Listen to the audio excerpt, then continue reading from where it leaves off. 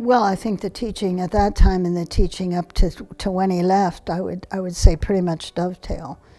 The things that I found most important were, number one, ahimsa, or non-harming. It seemed to really resonate with me that living lightly on the land and trying not to harm the environment, certainly trying not to harm other people or other creatures, not harming ourselves. That seemed a strong message that he gave. Maybe that's because that was the 60s and people were doing a lot of self-destructive things, so that might have been part of it. And then patience was another one that he taught us early on, and it has to do with forgiving ourselves and being tolerant of other people. It has to do with trying to find our habits, discover them in ourselves, and the particular afflictions we have, the particular emotions and so forth, and then trying to work on those, but being able to forgive yourself if you didn't get rid of a habit all at once and you had relapses. As I've said before, many people left because they couldn't forgive themselves, because they saw, they felt that if they couldn't do it perfectly, then they couldn't do it at all. We have to understand that we're Buddhists and we're bonding in a certain kind of community, but we're all just people, and we all have shortcomings, and we all have different things about us. So sometimes my difficulty and your difficulty rub together, and we have a very unhappy and unpleasant situation. And somehow you have to figure out, if you're going to stay on in the community, and especially in the monastic sangha, you have to figure out, what do I do about that? How do I manage to be in a community with people that rub me the wrong way? What do I do? And if you really want to stay, you figure out lots of ways to handle that.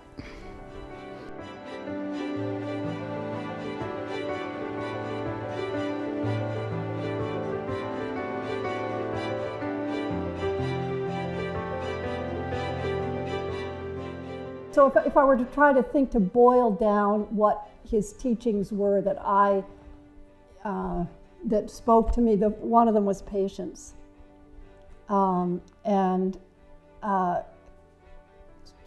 Being patient. Another one was don't get angry, which is not an easy one. And I'm still, what is this, 50 years later or something, still working on that one. But it all came, what I saw as I practiced, what it all came down to was the ego is always there. Always there. Whenever I would get angry at somebody, I would just see, I should say, I didn't just see, but over the course of years, you begin to see how your own ego, your own selfishness, your own eagerness for praise, your fear of blame is just always right there when you get angry. That's where, it's always there. And so that's always an opportunity every time it happens to take a step back. Say, oh, that's not going to happen. That's not good. So not getting angry, being patient, and then the other thing you probably heard that Shifu would say to us was, everything's okay, no problem, don't worry. Now, if you take that in the context of the 60s and the 70s, it'd be easy to misinterpret that as, everything's fine, just lay back, no, and it wasn't that at all. We were still exhorted to work hard and to do our best, but it was the ultimate paramita of giving fearlessness. Don't be afraid, because everything really is okay fundamentally. And even if you were going to worry about it, that's not going to help. That's not going to change anything. So that to me that's a profound teaching that I remember. I tell myself when things are hard, and I tell it to other people too. Everything's okay. We still have to do our best. We still have to work hard. And yes, things will be difficult. And yes, we are just ordinary people. Even those of us living at the city of 10,000 Buddhas, even people who have known Shifu for many years, we're still ordinary people. And that means that we still make mistakes, we hurt each other, we quarrel, we get jealous, we do all of those things. But we know that we have a path forward. And so, you know, Shifu always said, well, I can't remember the how I would phrase this exactly, but this idea that when you turn the page, when you repent, when you're truly sorry for your offense, everything starts over again. All right, so don't go back. Don't play the bad tapes. Don't go back in your mind. I wish I had. If only I had. I should have. I could have. If only.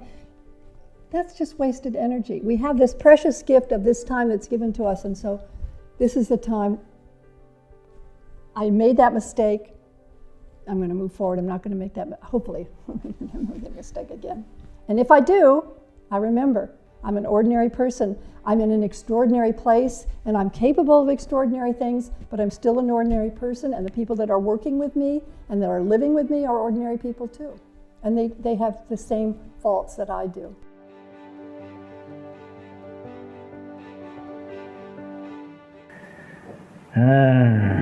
无论做什么事情，你要放不下都是麻烦，你要放得下就不麻烦了。怎么叫放得下呢？就是我常常对你们讲的，行 ，OK， no problem， 就是这个。你要能这么样子，你也是变成妙人了。你听听呢，也就越听越妙了。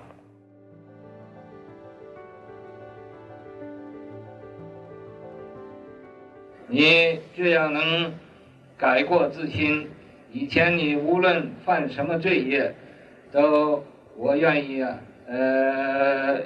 承担过来，我愿意替你们担负这个罪。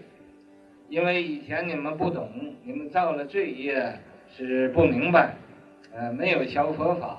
以后你们皈依佛法了之后，再不要造罪业了。你们大家以前所造的罪业我是绝对这个罪业都算我的。为什么呢？因为我没有教化明白你们。那么你皈依之后，不可以再造罪业了，要做种种的善事，不要做种种的恶事。你听得懂吗？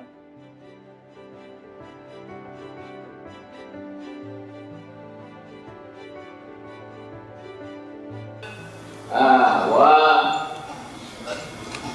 学会一句英文，这句英文呢，就是怎么样呢 ？undocumented no problem，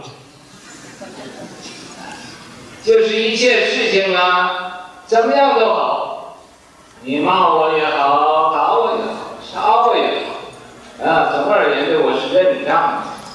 所以一切的人对我有什么不礼貌，我都是回光返照。